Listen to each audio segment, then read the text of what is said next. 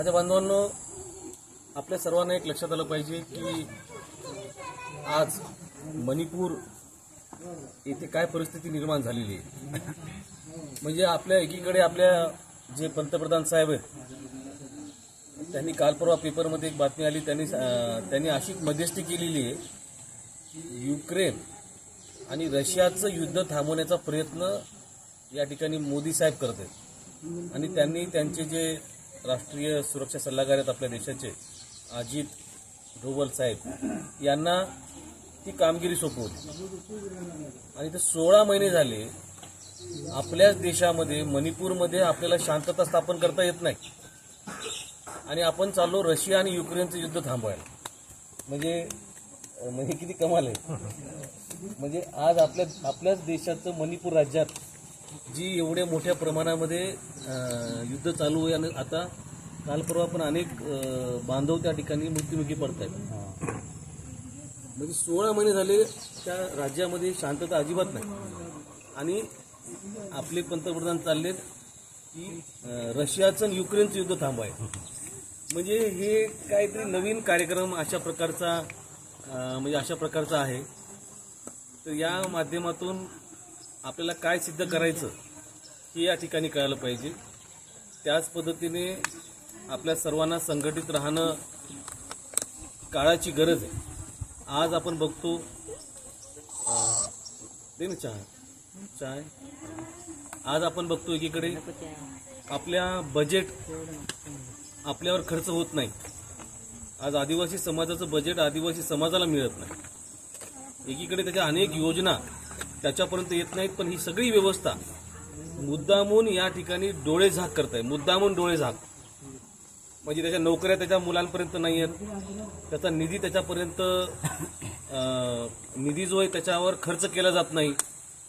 अनेक गावांमध्ये पाणी नसल्यामुळे अनेक जण वाहून गेले, अनेक जणांचा बळी गेला, पण त्या ठिकाणी पक्क्या रस्ता नाही किंवा त्या ठिकाणी असणाऱ्या पुलाची गरज असते, त्या पुलाची गरज त्या ठिकाणी नाही.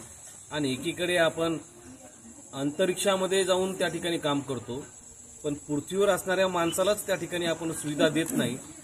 हा किती मोठा विरोधाभास या ठिकाणी. म्हणजे अंतराळात जाऊन माणसं पाठवायची आणि त्या ठिकाणी बघायचं की काय होते, आणि इथं पृथ्वीवर असणाऱ्या माणसाला पाणी नाही आणि त्या ठिकाणी असणारे रस्ते नाहीत. म्हणजे जाणीवपूर्वक त्या ठिकाणी अशा प्रकारचं रचना केली जाते का काय, असा प्रश्न या ठिकाणी निर्माण झालेला आहे. त्यामुळं आपल्या सर्वांना या ठिकाणी संघटित होणं ही काळाची गरज आहे, आणि संघटित राहून आपण हे प्रश्न सोडवले पाहिजे. आता साध्या शिष्यवृत्तीचे प्रश्न आपण बघितले. शिष्यवृत्तीचे आपण बघा, आपण आता आपल्या जिथले बघतो आपण 2-3 वर्षापासून मुलांना स्कॉलरशिप नाही.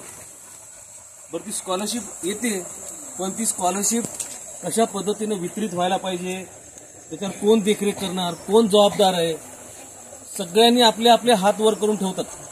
म्हणजे स्कॉलरशिप मिळायला पाहिजे, नाही मिळायला पाहिजे, त्याच्यावर कोण जिम्मेदार आहे, कोण काम करणार आहे. मग याच्यावर कडक कारवाई का होत नाही? ज्या पद्धतीने खोटे प्रमाणपत्र काढणारे मोकाट आहेत त्याच्यावर सरकार डोळेझाक करतंय. आज अनेक बांधवांच्या त्याच्या स्वतःच्या हक्काच्या नोकऱ्या त्याला मिळत नाहीत. याच्यावर सरकार काय उत्तर देत नाही? तर ह्या सगळ्या बाबी ज्या आहेत त्या अत्यंत गंभीर पद्धतीने. तुला काय वाटतं याच्यामध्ये, हे खरं आहे का नाही? त्याच्यामध्ये बरोबर आहे सर, एकदम बरोबरच आहे. आणि खऱ्यावर अन्याय या ठिकाणी होत आहे. खऱ्या जे आहे त्याच्यावर अन्याय होतोय. तर कुठेतरी सरकारनं गांभीर्य घ्यायला पाहिजे, सरकारने दखल घ्यायला पाहिजे, आणि मूळ आहे त्यांना न्याय द्यायला पाहिजे. आणि बोगसवर कडक कारवाई करायला पाहिजे.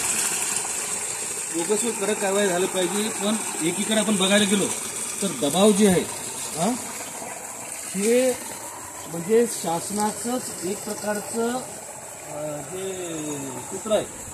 आता साधी गोष्ट आहे, आपण आता बघायला गेलो तर म्हणजे मी काय म्हणलं तुम्हाला, इथं कोणीच बोलायला तयार नाही. आज एक नामांकित इंग्रजी माध्यम शाळेमधली मुलगी अंकिता माहुरे म्हणून नरवारीची, तिला वेळेवर उपचार न मिळाल्यामुळे उदगीरच्या जय हिंद पब्लिक स्कूलमध्ये तिचा मृत्यू झाला, दुर्दैवी मृत्यू झाला. काय याच्यामध्ये काय भूमिका आहे शासनाची? काय ते या ठिकाणी मुख घेऊन गप्प आहेत? या ठिकाणी आदिवासी मंत्री या कोणत्याच विषयामध्ये का बोलत नाहीत? याचं कारण असं आहे, आपण त्यांना जाब विचारत नाही.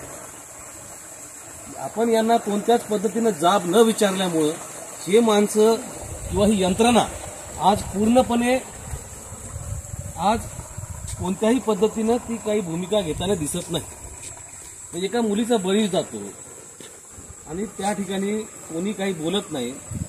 हा याचा म्हणजे सरळ सरळ याचा अर्थ बघा ना तुम्ही किती गंभीर आहे. तर त्याच्यामुळं या सगळ्या बाबी ज्या एवढ्याच आहेत, मला एवढंच या माध्यमात सांगायचं आहे की जर तुम्ही संघटित नाही राहिले आणि आपल्या विषयांवर जर संघटित होऊन जर प्रश्न जर मांडण्याचं काम आपण या आदिवासी समाजानं या ठिकाणी नाही केलं तर पुढचे दिवस हे खूप गंभीर आहेत.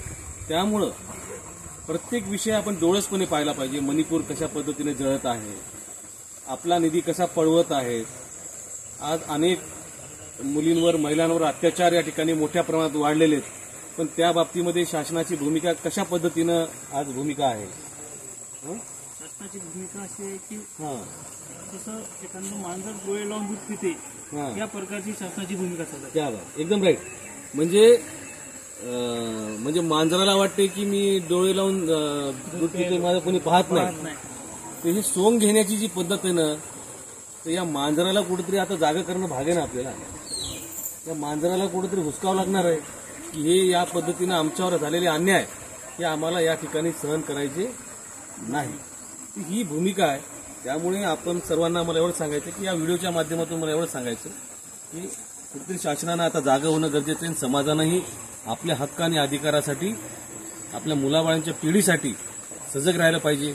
आम्हाला स्कॉलरशिप मिळते का नाही, स्कॉलरशिप का नाही मिळाली, याच्या बाबतीमध्ये आपण अर्ज दिलेला आहे का, आपण पाठपुरावा करतोय का, शासनाला या ठिकाणी आपण आपल्या मागण्या मांडतोय का, त्या सगळ्या बाजू ह्या आपल्या आहेत आणि आपण त्यासाठी संघर्ष केला पाहिजे.